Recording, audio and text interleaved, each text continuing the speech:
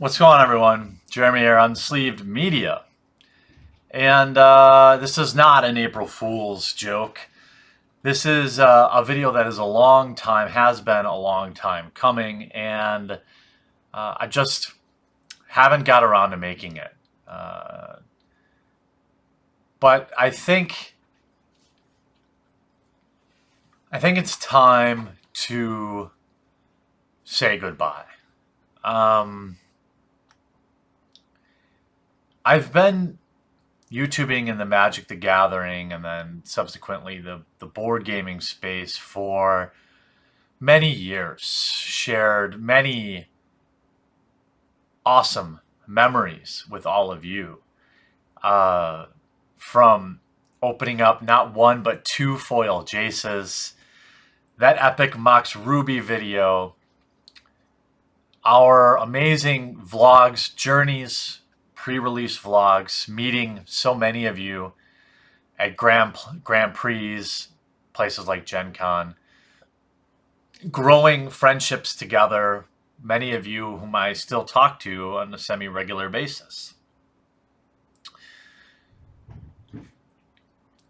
Building friendships with content creators like Rudy from Alpha Investments, who's still out there grinding, entertaining.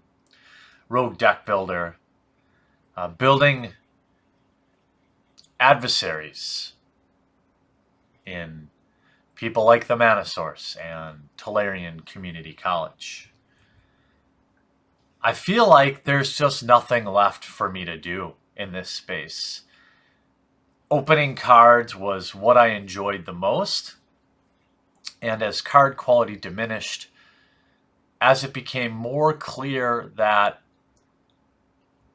Wizards of the Coast wanted the game to move to digital, and it looks like they've been mildly successful with that. They had over the weekend, or maybe last weekend, their first ever 100,000 viewers on Twitch. That's an amazing accomplishment. Entirely due to a rededication, a rebrand, and the success in terms of Magic Arena, at least in terms of making the game more enjoyable to watch. I was definitely wrong about Magic Arena. I thought it would flop in terms of bringing in the esports game, because Magic is a complex game, but I underestimated the community. Will that success be here to stay? Who knows? I can only hope that it drives interest in the paper card game, much the way that Duels of the Planeswalkers did. I never really covered Duels because it was what it was. It was a fine software, but most importantly, it was a tool that brought players into the game. And ultimately, that is what was important. Something that I believe I successfully did with my YouTube channel over the years. But times change. You know, I've opened everything there is to open. Guys like Open Boosters came along and kind of slayed the beast in terms of, ultra rare vintage product openings. I've been banned from competing in Magic the Gathering events due to a period in my life where I was probably a little too spicy. Now, I stand by a lot of what I've said. But you can only antagonize a company, especially one as thin-skinned at times as Wizards of the Coast, so much until they finally act. I have no regrets, but I could have done many things differently over the years. I think that the YouTube community for Magic the Gathering is in a rough spot right now. It's not growing. New content creators are out there, but they're not really solidifying themselves. And I worry for the community. I worry for people like Brian, who is depending on this money to make a living, he'll be fine. His content is second to none. His integrity is second to none. And regardless of our personal beefs here and there, I've always respected him as a content creator and somebody who was able to build a business and build a better life for him and his family using YouTube. Aside from many of the critiques, I feel good that he's going to continue to look out for the Magic the Gathering community. There are people that have called out over the years for being phony, for stealing money from the community. I stand by those critiques, as they have not been proved wrong. So I leave the community with a heavy heart, but with some final thoughts about trust and the community. Be wary of those who would enter the community and look to profit from it. Trust but verify is how I live my life. It doesn't mean you can't trust anybody, but there's not going to be someone out there calling out a lot of these people, I don't think, anymore. And I do worry about the community for that fact. That said, if I could leave with really if I could impart any wisdom on anybody who watches this video, and I'm going to, by the way, continue to cover Magic the Gathering now over on the Quartering. I've held off on covering it on the Quartering because I've always maintained that I would be able to cover it here someday. But the ban eventually wore me down. Not being able to go play at pre-releases or go to Grand Prix, it eventually wore me down.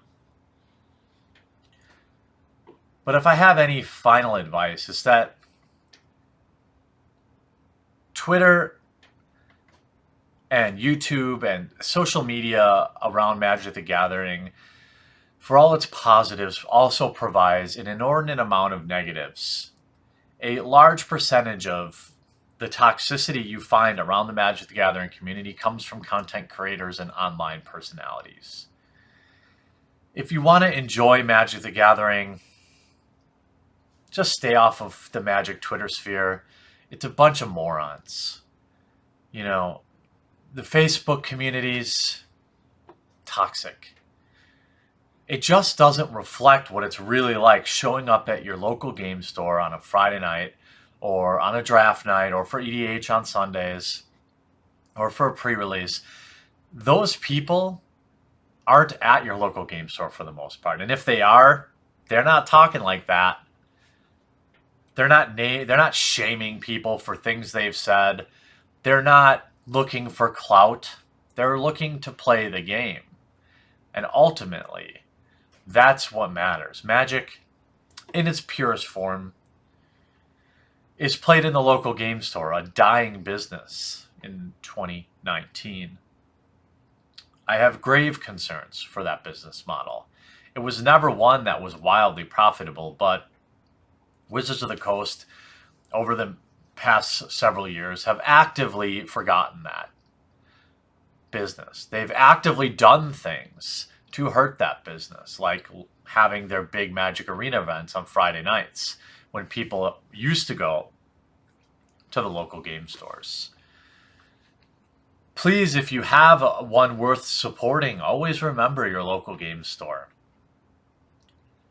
I have a lot of fond memories about playing Magic at the game store, about going to pre-releases, about buying singles, selling cards, buying energy drinks, getting pizzas delivered, all of these things.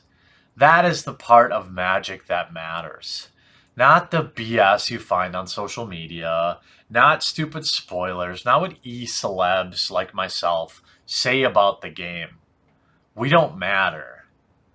What matters is the people you play the game with. It's in your board game group. It's in your local game stores. It's in your libraries. It's at your lunch tables at school. It's in your college clubs. These are the people that matter in Magic the Gathering, not e-celebs. We have a purpose, but we're not important. We are not people that you should necessarily look up to simply because a channel has a lot of subscribers or a lot of Twitter followers or a blue check mark in their Twitter name. Most of these people are dicks. Most of these people don't spend any time in their local game stores. And it's easy to get sucked into that world, a world that is far removed from the pure joy of cracking packs and that new card smell. A world that is far removed from the memories, the greasy fingers on pre-release nights from pizza and breadsticks.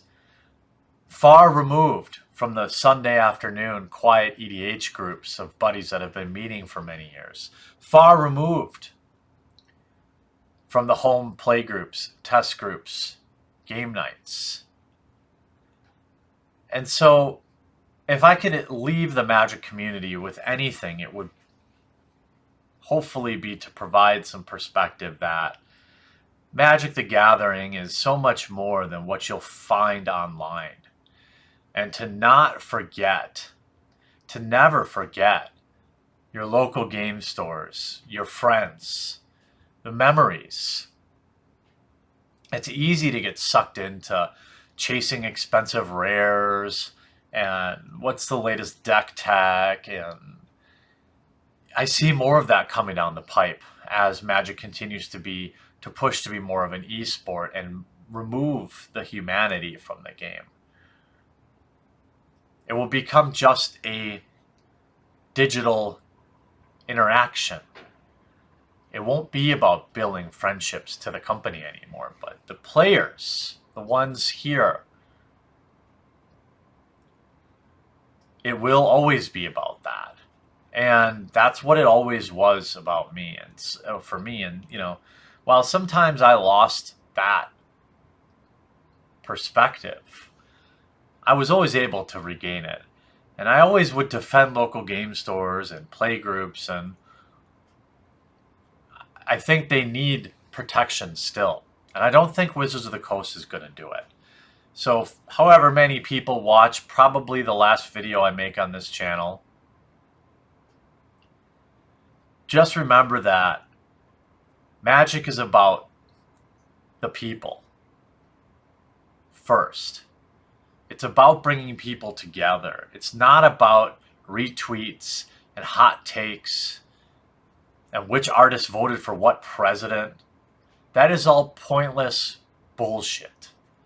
That is stuff leeches care about. That is stuff people that don't really love Magic, but love the clout they get from it, care about. And I leave you remembering fondly that new pack smell and what it was like cracking a foil mythic and what it was like shaking hands, what it was like flying out to Vegas and hanging out with all of you, hanging out with guys like Rudy, Kevin from Rogue Deck Builder, and many other content creators through the years. But I've grown out of it. Without the ability to go to my local game store and play in Friday Night Magic or play in drafts or play in pre-release for the past year, it's hard to maintain that fire. It's hard to continue to give money to a company that doesn't want you, that doesn't want people like you. It's hard to promote a game for that company. There's a lot wrong with the board game and card game communities at the top, in the cliques at the companies, but almost nothing wrong with the players themselves. And I hope that you'll always remember that games are meant to be played with other people. They're meant to enrich relationships. They're meant to bring people together, not divide them. And I hope that you'll look back fondly I hope that in my many years creating Magic the Gathering videos that you've had a laugh. You've remembered something fondly. You've thought about something else. Something that maybe you didn't think you were going to think about. And I leave you humbled and so thankful for all of your support as I move on to my next journey, which is the quartering, covering a variety of other topics. Many of you have found your way over to that channel already, and I'll leave that channel and my other political commentary channel pinned in the comments. If you want to follow my journey, come on over there. This is the end of our journey. It's been a wild ride. I don't regret a single thing. I wouldn't trade it for the world. I wish I could still meet you at Grand Prix and play in pre-releases, but that negative is far outweighed by all the years of positive interactions and great memories. I want to leave by saying thank you.